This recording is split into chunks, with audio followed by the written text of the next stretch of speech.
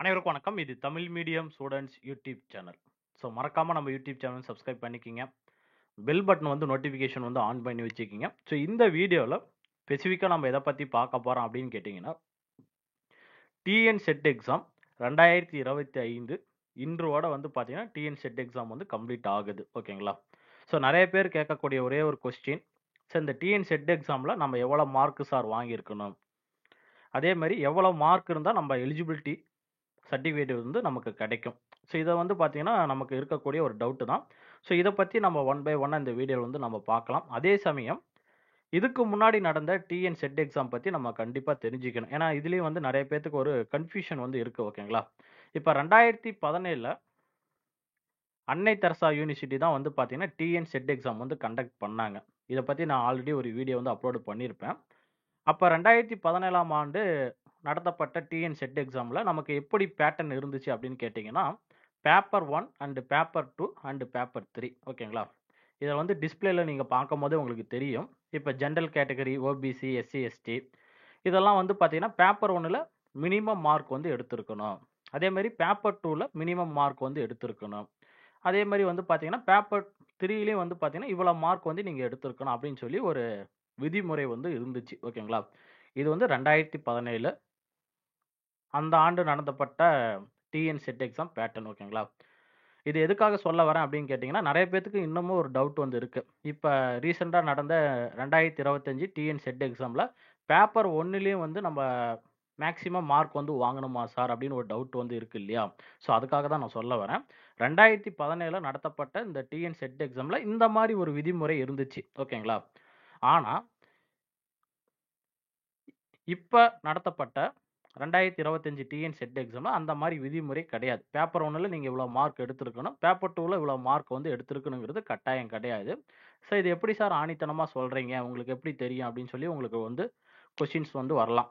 இது வந்து பார்த்தீங்கன்னா, நமக்கு மனோன்மணியம் சுந்தரான் யூனிவர்சிட்டி கடந்த ஆண்டு 2024ஆம் வருடம் நோட்டிஃபிகேஷன் குடுக்கும்போது வந்து பார்த்தீங்கன்னா, எந்த இடத்துலயுமே வந்து பார்த்தீங்கன்னா, அந்த நோட்டிஃபிகேஷன்ல பேப்பர் 1ல இவ்வளோ மார்க் நீங்க எடுத்திருக்கணும். பேப்பர் 2ல இவ்வளோ மார்க் எடுத்திருக்கணும். அதுக்கப்புறமா ஓவரால் கட் ஆஃப் வந்து வாங்கணும் அப்படின்னு சொல்லி எங்கேயுமே அவங்க வந்து மென்ஷன் பண்ணல. ஸோ இதிலிருந்து நம்ம கிளியரா புரிஞ்சுக்கக்கூடியது என்னன்னு கேட்டீங்கன்னா, overall mark, overall cut off mark தான் நமக்கு கிடைக்கும். ஓகேங்களா? ஸோ பேப்பர் 1, பேப்பர் 2ல ஸ்பெசிஃபிக்கா வந்து இவ்வளோ மார்க் எடுக்கணுங்கிறது கட்டாயம் கிடையாது. இது வந்து நல்லா கிளியரா புரிஞ்சுக்குவீங்கன்னு நெனைக்கிறேன். அடுத்ததா வந்து பார்த்தீங்கன்னா, சரி எவ்வளோ மார்க் இருந்தா நமக்கு வந்து எலிஜிபிலிட்டி வந்து கிடைக்கும் அப்படின்னு வந்து ஒரு டவுட் இருக்கு இல்லையா? ஸோ இந்த எலிஜிபிலிட்டி மார்க் பொறுத்தவரைக்கும் நம்மளால வந்து சொல்ல முடியாது. அதுதான் இருக்கக்கூடிய ஒரு ஃபேக்ட். ஏன்னு கேட்டீங்கன்னா, நம்பர் ஆஃப் ஸ்டூடண்ட்ஸ் வந்து அட்டெண்ட் பண்ணியிருப்பாங்க.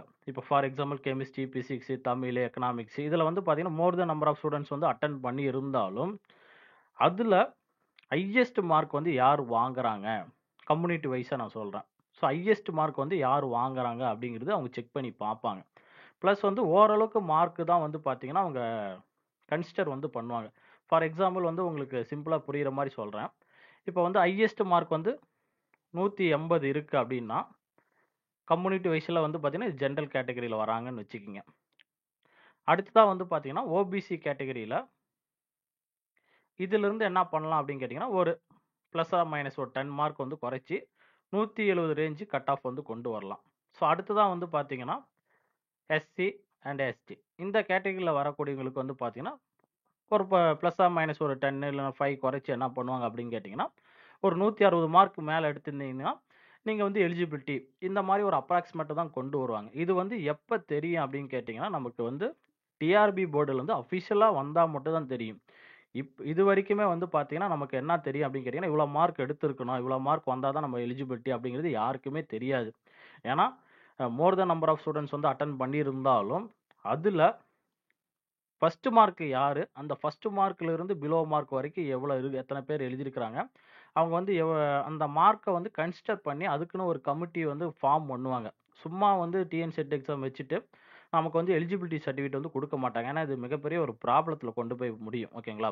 ஸோ, அதனால அதுக்குன்னு ஒரு ஆர்கனைசேஷன் வந்து ஒரு கமிட்டி மாரி ரெடி பண்ணிட்டு, அந்த கமிட்டி எடுக்கிற ஃபைனல் டிசிஷன் தான் வந்து பார்த்தீங்கன்னா, நமக்கு வந்து ரிசல்ட்டா வந்து குடுப்பாங்க. இது வந்து நல்லா தெளிவா புரிஞ்சுக்கிங்க.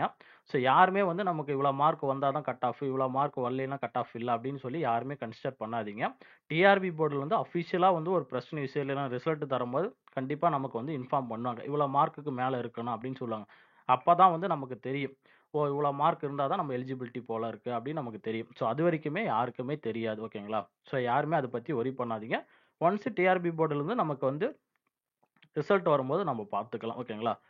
எதுக்காக சொல்ல வரேன் அப்படின்னு கேட்டீங்கன்னா, கட் ஆஃப் வருமா? வராதா? அப்படின்னு சொல்லி நீங்க அத பத்தி நெனச்சுக்கிட்டே இருக்க வேண்டாம். அடுத்த கட்டம் என்ன? பிஜிடிஆர்பி எக்ஸாம்ங்கிறது உங்களுக்கு நல்லாவே தெரியும். அதுக்கு நீங்க மூவ் பண்ணி போறது பெட்டரா இருக்குங்கிறது தான் என்னுடைய ஐடியா.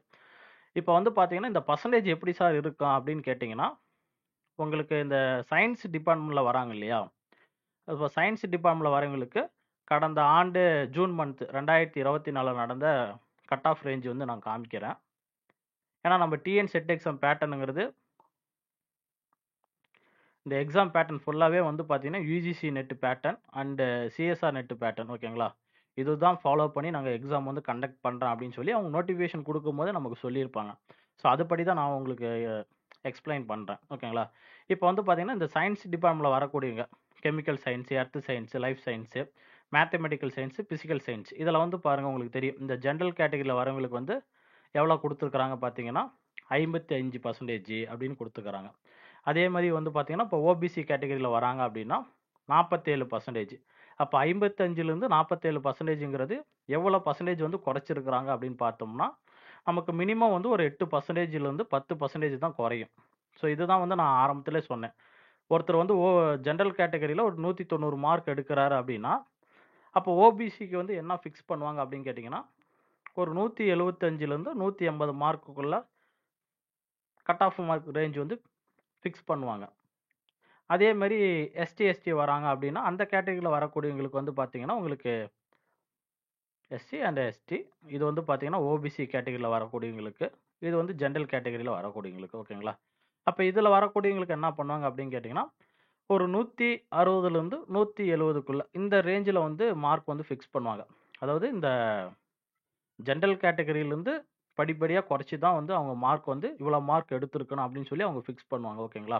ஸோ இதுதான் வந்து பார்த்தீங்கன்னா, நீங்க இந்த சார்ட் பேப்பர் பார்க்கும்போது உங்களுக்கு தெளிவா தெரியும். அப்ப ஜெனரல் கேட்டகரில 55% வந்து போன வருஷம் ஜூன் 2024 நடந்த சிஎஸ்ஆர் நெட் எக்ஸாம் உடைய கட் ஆஃப் ரிசல்ட் இது. அப்ப ஜெனரல் கேட்டகரில 55% வரும்போது, இதிலிருந்து ஒரு 8% குறைச்சு நமக்கு ஓபிசில என்ன பண்ணியிருக்காங்கன்னா, 47% அதாவது ஓவரால் மார்க்ல இவ்வளோ பெர்சன்டேஜ் வந்து எடுத்திருக்கணும் அப்படின்னு சொல்றாங்க. அதுவே பாருங்க இப்ப எஸ்சி வராங்க அப்படின்னா, அவங்களுக்கு எவ்வளோ பெர்சன்டேஜ் வருது? 36% வந்து குடுத்துருக்காங்க. இதுவே எஸ்டின்னு வரும்போது என்ன ஆகுது? 30%. ஸோ இந்த மாரி வந்து ரேஷியோ வந்து ஃபிக்ஸ் பண்ணுவாங்க. நான் முன்னாடியே சொன்ன மாரி தான். இந்த கட் ஆஃப் ரேஞ்சு, இந்த மார்க் அனலைஸ் பண்றதுக்கு எல்லாமே வந்து பார்த்தீங்கன்னா, நம்ம எக்ஸாம் எழுதிட்டோம். எக்ஸாம் எழுதி அடுத்த நிமிஷமே என்ன ஆயிருக்கும் அப்படின்னு கேட்டீங்கன்னா, சப்மிட் குடுத்த பின்னாடி யார் யார் எவ்வளோ மார்க் அப்படின்னு சொல்லி எல்லாமே ரிஜிஸ்ட்ரேஷன் வந்து ஆயிருக்கும். ஓகேங்களா? இந்த கட் ஆஃப் ரேஞ்ச் வந்து எப்படி கொண்டு போகலாம் அப்படின்னு சொல்லி, அதுக்கு ஒரு டீம் வந்து ஃபார்ம் பண்ணுவாங்க. அந்த டீம் எடுக்கிற முடிவுல தான் வந்து நமக்கு இந்த கட் ஆஃப் ரேஞ்ச் வந்து எப்படி இருக்கும் அப்படிங்கிறது நமக்கு தெரியும். நெறைய பேர் நெனைப்பாங்க, சார் நெறைய பேர் வந்து எக்ஸாம் எழுதுறாங்களே, அதனால கட் ஆஃப் ரேஞ்ச் வந்து அதிகமாகுமா அப்படின்னு கேட்டீங்கன்னா, கண்டிப்பா ஆகாது. எவ்வளோ பேர் வேணாலும் எக்ஸாம் வந்து எழுதலாம். ஆனா, அதுல யாரு வந்து ஃபர்ஸ்ட் மார்க் வந்து எடுக்குறாங்க, ஃபர்ஸ்ட் மார்க் வந்து எவ்வளோ இருக்கு, அந்த ரேஷியோ அடிப்படையில தான் உங்களுக்கு கட் ஆஃப் ரேஞ்ச் வந்து கொண்டு வருவாங்க. ஓகேங்களா? அந்த ஃபர்ஸ்ட் மார்க் வந்து எப்படி வேணாலும் இருக்கலாம். சப்போஸ் ஃபர்ஸ்ட் மார்க்கே வந்து பார்த்தீங்கன்னா, ஒரு சப்ஜெக்ட்ல 160 தான் எடுத்திருக்கிறாங்க அப்படின்னா, இதிலிருந்து தான் அவங்க கட் ஆஃப் ரேஞ்ச் வந்து கொண்டு போகுவாங்க. அப்போ ஜெனரல் கேட்டகரில 160 தான் வருது அப்படின்னா, இதிலிருந்து படிப்படியா குறைச்சு தான் நமக்கு வந்து கட் ஆஃப் ரேஞ்ச் வந்து கொண்டு வருவாங்க. ஓகேங்களா? ஸோ அந்த நான் சொல்றது எல்லாமே அப்ராக்ஸிமேட்டா சொல்லியிருக்கிறேன். பட் ரிசல்ட் வரும்போது தான் நமக்கு தெரியும். எவ்வளோ மார்க் யாரு ஃபர்ஸ்ட் மார்க் வந்து எடுத்திருக்காங்க, எவ்வளோ மார்க் வந்து ஸ்கோர் பண்ணியிருக்கிறாங்க அப்படிங்கிறது நமக்கு ரிசல்ட் வரும்போது தான் தெரியும். ஓகேங்களா? ஸோ இத பத்தி நீங்க வந்து கன்ஃப்யூஷன் ஆகாதீங்க. உங்களுக்கு கட் ஆஃப் ரேஞ்சுங்கிறது இந்த மாரி தான் இருக்கும். இப்ப ஜெனரல் கேட்டகரிக்கும், ஓபிசி, எஸ்சி, எஸ்டிக்கு வந்து பார்த்தீங்கன்னா, இந்த ரேஷியோ விதத்தில தான் வந்து பார்த்தீங்கன்னா, நமக்கு கட் ஆஃப் வந்து அரேஞ்ச் பண்ணி குடுப்பாங்க. ஓகேங்களா? இது வந்து பார்த்தீங்கன்னா, சாரி சயன்ஸ் டிபார்ட்மெண்ட்ல வரக்கூடியவங்களுக்கு chemical science, earth science, life science, mathematical, physical science. இதுவே வந்து அந்த ஆர்ட்ஸ் டிபார்ட்மெண்ட்ல வராங்க இல்லையா? ஸோ அவங்களுக்கு வந்து எப்படி இருக்கு பாருங்க. இது கடந்த டிசம்பர் 2024 நடந்த ரிசல்ட்டோடைய சார்ட் பேப்பர். இப்போ வந்து இது வந்து எக்கனாமிக்ஸ்ல எடுக்குறாங்க. அப்ப எக்கனாமிக்ஸ்ல வந்து பார்த்தீங்கன்னா, அன்ரிசர்வ்டுன்னு வருது. அன்ரிசர்வ்டுன்னா ஜெனரல் கேட்டகரில ஓகேங்களா? இதுல ஃபர்ஸ்ட் மார்க்கே எவ்வளவு? 300க்கு 206 மார்க்கு. அதுல வந்து 66 பேர் வந்து எடுத்துருக்காங்க. ஜேஆர்எஃப் குவாலிஃபைடுக்காக ஓகேங்களா? இதுவே அசிஸ்டன்ட் புரொஃபசர்ல வரும்போது என்ன பண்றாங்க கேட்டீங்கன்னா, 180 மார்க் இருந்தா போதும். 300க்கு 180 மார்க் எடுத்தா போதும். அவங்கலாம் வந்து பார்த்தீங்கன்னா, அசிஸ்டன்ட் புரொஃபசர் குவாலிஃபைடு. அதே மாரி என்ன பண்ணியிருப்பாங்க, இதுல எவ்வளோ பேர் பெர்சென்ட் ஆயிருக்கிறாங்க. அதாவது 180 மார்க்குக்கு மேல எவ்வளோ பேர் வாங்கியிருக்கிறாங்க, எவ்வளோ மார்க் வாங்குனாங்க அப்படின்னு சொல்லி டோட்டல் நம்பர் ஆஃப் கேண்டிடேட் ஓட லிஸ்ட் குடுத்திருப்பான். 756. இது வந்து பார்த்தீங்கன்னா, இந்த சிஎஸ்ஆர் நெட், யுஜிசி நெட்ங்கிறது 3 கேட்டகரில பிரிப்பாங்க. பட் டிஎன் செட் எக்ஸாம்ல ஒரே ஒரு கேட்டகரி தான். குவாலிஃபைடா இல்ல நாட் குவாலிஃபைடா அவ்வளோதான். சிஎஸ்ஆர் நெட், யுஜிசி நெட்ல வந்து பார்த்தீங்கன்னா, ஜேஆர்எஃப், அசிஸ்டன்ட் புரொஃபசர், பிஹெச்டி இந்த மாரி 3 கேட்டகரி இருக்கனால ஒவ்வொரு ரேஞ்சும் அது ஒரு தனித்தனியா பிரிச்சு சொல்லுவாங்க. ஓகேங்களா? ஆனா டிஎன் செட் எக்ஸாம் பொறுத்தவரைக்கும் நமக்கு அந்த மாரி இருக்காது. ஒரே ஒரு கேட்டகரி. பட் கம்யூனிட்டி வைஸா பிரிச்சு நமக்கு சொல்லுவாங்க. ஒரே கேட்டகரி மீன்ஸ் வந்து பார்த்தீங்கன்னா, ஃபிக்ஸ்டு மார்க். இவ்வளோ மார்க் எடுத்திருந்தா போதும் அப்படின்னு சொல்லி ஒரு ஃபிக்ஸ் பண்ணிட்டு, அந்த மார்க் அடிப்படையில கம்யூனிட்டி வைஸா பிரிச்சு நமக்கு ரேஷியோ வந்து குடுப்பாங்க. ஓகேங்களா? ஸோ அதுக்காக தான் உங்களுக்கு இந்த சார்ட் பேப்பர் காமிக்கிறேன். ஸோ இது எக்கனாமிக்ஸ் பொறுத்தவரைக்கும் இந்த மாரி ரேஞ்சில வந்து இருக்கு. கடந்த டிசம்பர் 2024 நடந்த ரிசல்ட் ஓகேங்களா? அதுக்கப்புறமா வந்து பார்த்தீங்கன்னா, உங்களுக்கு தெரியும் இங்க பிலாசபி. பிலாசபில என்ன பண்ணியிருப்பாங்கன்னு கேட்டீங்கன்னா, ஃபர்ஸ்ட் மார்க் வந்து பார்த்தீங்கன்னா 210. ஓபிசில 196. எஸ்டில வந்து பார்த்தீங்கன்னா 190. எஸ்சில 190. எஸ்டில வந்து பார்த்தீங்கன்னா 172. ஸோ இந்த மாரி தான் வரும். நெக்ஸ்ட் வந்து பார்த்தீங்கன்னா, சோசியாலஜி, ஹிஸ்டரி பார்க்கலாம். ஹிஸ்டரி பாருங்க.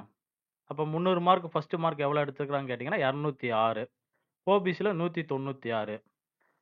எஸ்சில வந்து பார்த்தீங்கன்னா 188. ஸோ இந்த மாரி தான் ரேஞ்ச் வந்து எப்பயுமே ஃபிக்ஸ் பண்ணுவாங்க. ஓகேங்களா? ஸோ இப்போ வந்து உங்களுக்கு கிளியரா புரிஞ்சிருக்குன்னு நெனைக்கிறேன். ஏன்னு கேட்டீங்கன்னா, இந்த கட் ஆஃப் இவ்வளோ மார்க் எடுக்கணும், இவ்வளோ மார்க் வந்திருக்கணும் அப்படின்னு சொல்லி நமக்கு யாருக்குமே தெரியாது. நாம எக்ஸாம் எழுதி முடிச்சுட்டோம். எவ்வளோ கொஸ்டின்ஸ் வந்து நம்ம கரெக்ட்டா ஆன்ஸர் பண்ணியிருப்போம் அப்படிங்கிறது ரிசல்ட் வரும்போது தான் தெரியும். ஓகேங்களா? எதுக்காக அப்படி சொல்றேன் அப்படின்னா, எக்ஸாம் ஹால்ல பிரசன்ஸ் ஆஃப் மைண்ட்ங்கிறது நமக்கு வேற மாரி கூட இருந்திருக்கலாம். சில கொஸ்டின்ஸ் கரெக்ட்டா ஆன்ஸர் பண்ணியிருப்போம். கீ ஆன்ஸர் வரும்போது மாறி கூட இருக்கலாம். ஏன்னா நம்ம அந்த டைம்ல மாத்தி கூட கிளிக் பண்ணிக்கலாம். இந்த மாரி நெறைய தவறு வந்து நடக்கும். இது வந்து கேஷுவலா இருக்கக்கூடிய ஒரு விஷயம் தான்.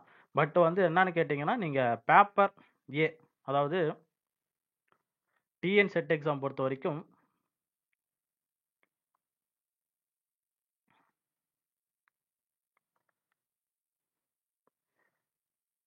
பேப்பர் ஏ இருக்கு இல்லையா? பேப்பர் 1 அண்ட் பேப்பர் 2 இதுல வந்து குறைஞ்சபட்சம் 25லிருந்து 30 கொஸ்டின்ஸ் வந்து கரெக்ட்டா ஆன்ஸர் பண்ணியிருக்கிறீங்க அப்படின்னாலும் ஓகே. பேப்பர் 2ல ஒரு 60லிருந்து ஒரு 70 கொஸ்டின்ஸ் ஓகேங்களா? நான் மினிமம் பிலோ ரேஞ்சில தான் சொல்றேன். அப்படி இல்ல அப்படின்னா, ஒரு 65லிருந்து ஒரு 75 கொஸ்டின்ஸ் ஓகேங்களா?